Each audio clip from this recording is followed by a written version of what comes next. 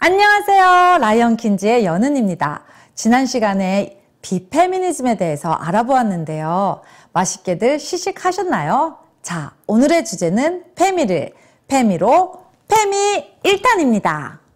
지난번 시간에 이어 조금 더 자세하게 어떻게 정치 페미들이 모순적이고 근시안적인 정책과 논리로 세상을 현혹시켜 본인들의 욕심을 채우고 있는지 알아보도록 하겠습니다.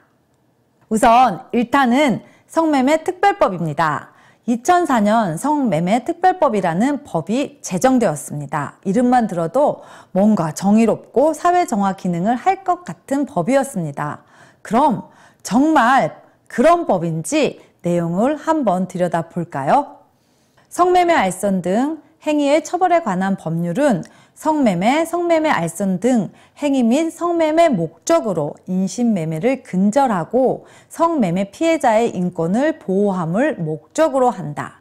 국가 및 지방자치단체는 성매매, 알선 등 행위 및 성매매 목적의 인신매매를 예방하고 근절하기 위한 교육 및 홍보 등에 관하여 법적, 제도적 대책을 마련하고 필요한 재원을 조달하여야 한다. 뭔가 냄새가 납니다. 돈이 들어갔어요. 더 살펴볼게요. 이 법에 따르면 누구든지 성매매, 알선 등 행위, 성매매 목적의 인신매매, 성을 파는 행위를 하게 할 목적으로 다른 사람을 고용, 모집하거나 성매매가 행하여진다는 사실을 알고 직업을 속여 알선하는 행위, 이러한 행위가 행해지는 업소에 대한 광고 행위를 해서는 안 된다.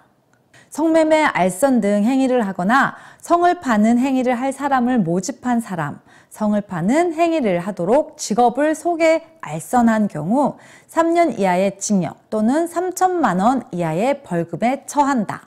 또 영업으로 성매매, 알선 등 행위를 하거나 성을 파는 행위를 할 사람을 모집하고 그 대가를 지급받는 사람, 성을 파는 행위를 하도록 직업을 속여 알선하고 그 대가를 지급받는 사람은 7년 이하의 징역 또는 7천만 원 이하의 벌금에 처한다. 자, 여기까지 괜찮은 것 같습니다. 그럼 계속 보시죠. 성매매 방지 및 피해자 보호 등에 관한 법률입니다. 성매매 방지 및 피해자 보호 등에 관한 법률은 성매매를 방지하고 성매매 피해자 및 지금부터 잘 들으셔야 합니다. 성을 파는 행위를 한 사람에 대한 보호, 피해 회복, 자립, 자아를 지원하는 것을 목적으로 한다. 여러분 들으셨나요? 처음 보셨죠? 이런 내용을 정확히 아시는 분이 많이 없으리라 봅니다. 성매매 방지 및 피해자 보호 등에 관한 법률이 성을 파는 행위를 한 사람에 대한 보호, 피해 회복 및 자립, 자아를 지원하는 것을 목적으로 한다고 합니다. 그래서 여가부가 성매매 여성 지원을 이렇게 적극적으로 할 수 있는 거였구나 싶습니다. 얼마나 그지 같은 법입니까? 잘 모르시겠다고요? 이 정치 페미들이 얼마나 교묘한지 다시 한번 보겠습니다. 이 법에 따르면 누구든지 성매매, 알선 등 행위, 성매매 목적의 인신매매, 성을 파는 행위를 하게 할 목적으로 다른 사람을 고용, 모집하거나 성매매가 행해진다는 사실을 알고 직업을 속여 알선하는 행위, 이러한 행위가 행해지는 업소에 대한 광고 행위를 해서는 안 된다.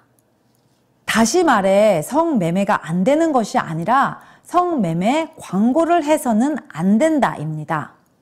그리고 성매매, 알선 등 행위를 하거나 성을 파는 행위를 할 사람을 모집한 사람, 성을 파는 행위를 하도록 직업을 속여 알선한 경우 3년 이하의 징역 또는 3천만 원 이하의 벌금에 처한다.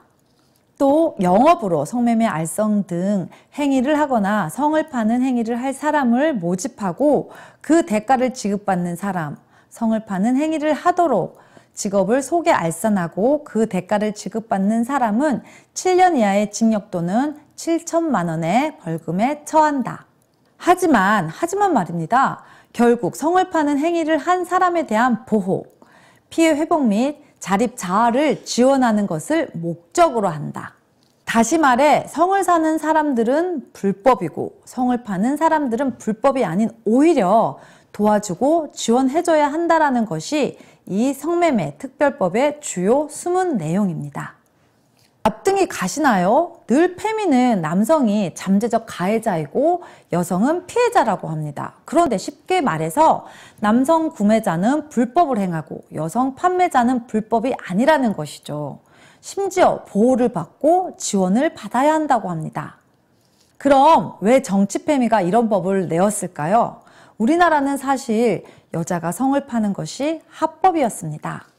그러나 이제는 성매매 여성 종사자들을 마치 모두 피해자로 둔갑시켜 일명 옐로우하우스, 자활 지원 조례 시행 규칙에 의해서 성매매를 하지 않겠다는 내용의 탈매매 확약서를 구청에 제출하면 자활 지원금을 받도록 법을 조례했습니다. 구청에서 성매매 여성 1인당 1년간 최대 2,260만 원을 지원한다고 합니다. 이해가 가시나요? 이 법은 애초에 성매매 특별법이 아니라 성매매 여성 특별 지원법이 맞는 말인 것 같습니다. 그럼 왜 정치 페미들은 이런 그지 같은 법을 만들었을까요? 성매매 기사에 대한 내용입니다. 공식적인 통계에 따르면 20, 30대 여성의 3.9%가 성매매 종사자라고 합니다. 다른 통계 자료입니다. 한국 20대 여성 5명 중 1명은 성매매 종사자라는 기사입니다. 어찌되었든 알게 모르게 성매매에 종사하는 분들이 많긴 많은가 봅니다. 심지어 2018년 기사를 보면 중국, 스페인, 일본, 독일, 미국이 한국보다 인구 비율이 많다는 점을 고려해도 한국이 그 뒤를 이어 세계 6위 성매매 공화국의 이름을 당당히 올렸습니다. 자, 이제 좀 보이시나요? 맞습니다. 정치 페미들은 애초에 성매매 종사자들의 여성 인권에는 관심이 없었던 거죠.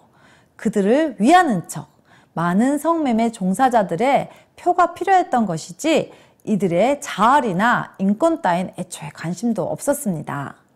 소위 말해 전체의 몇 %밖에 안 되는 노출된 집 창촌만 단속했습니다. 감정을 자극해서 정치 페미를 등에 업고 재개발이라는 허울로 기득권들의 주머니를 더 채우려 말입니다. 나머지 음성적 성매매 업소들인 오피스, 단란주점, 룸사롱, 출장 안마, 안마방, 원정 성매매 등 이 모든 것을 이 사회의 뿌리 깊이 음지로 자리 잡게 하는 계기를 만들어주고 촉진제 역할을 한 것이 바로 이 성매매 특별법입니다. 결론입니다. 우리나라는 세계 6위에 달하는 성매매 공화국이 되었습니다. 성매매 업소에 종사하는 여성들도 엄청나게 많이 존재합니다. 그래서 정치 페미들은 여기에 집중하게 된 것입니다. 성매매 특별법은 성매매를 근절하기 위한 정책이 아니라 성매매를 하는 여성을 지원하는 정책입니다. 이를 통해 성매매 업계에 종사하는 수많은 여성들의 몰표를 받겠다는 정치 페미들의 교활한 술책입니다. 이들은 앞으로도 성을 파는 행위를 하는 여성들을 불법으로 만들어 표를 잃는 정책을 절대 내놓지 않을 것입니다. 여러분, 정말 성매매를 근절하고 싶습니까? 그럼 지금 당장 성매매 근절을 위해 여가부, 청와대 홈페이지로 달려가십시오. 그리고 외치십시오. 성을 파는 여성들도 처벌해달라고. 오늘 내용이 좋았다면 좋아요, 구독 눌러주세요.